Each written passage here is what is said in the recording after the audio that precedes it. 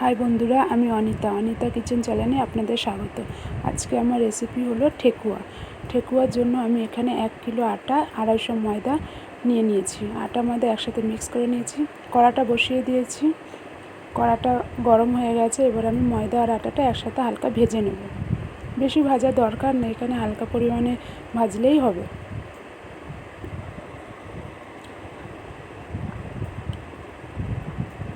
আটা ময়দাটা আমার ভাজা হয়ে গেছে। এইভাবে ভাজলেই হবে, এর থেকে বেশি আর ভাজার দরকার নেই, বেশি লাল লাল করা দরকার নেই। এবার আমি আটা ময়দাটাকে নামিয়ে ফেলবো। আটা ময়দাটাকে আমি নামিয়ে ফেললাম।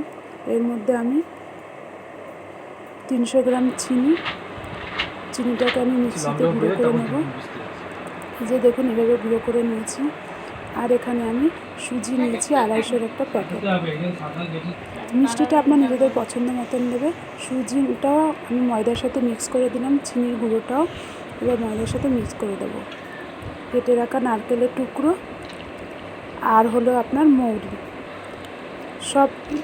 মৌরি, সবগুলোকে এবার ভালো করে হাতের সাহায্যে ভালো করে মাখিয়ে ফেলবো। এই যে দেখুন, এইভাবে হাতের সাহায্যে ভালো করে মাখিয়ে নেব। ভালো করে মাখিয়ে নেওয়ার পর এবার এখানে সাদা তেল দিয়ে আস্তে আস্তে মাখতে থাকবে। তেলটা একটু এখানে বেশি লাগবে, বেশি তেল এখানে ব্যবহার করলে ভাজার সময় তেলটা কমই লাগবে। এই যে দেখুন, ডালা পাকিয়ে যাচ্ছে, মানে আর এখানে আমার তেল লাগবে না, হয়ে গেছে মাখাটা। এবার দিয়ে আমি কী করবো, এবার আমি অল্প অল্প জল দিয়ে ডোটা তৈরি করব।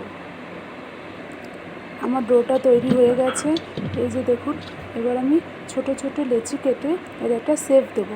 কাঁটা চামচের সাহায্যে দেখুন, এই যে আমি শেপ দিয়েছি, এই যে কাঁটা চামচের সাহায্যে। আবার আমি কড়াতে তেল দিয়ে দিয়েছি, কড়াটা বসিয়ে দিয়েছি।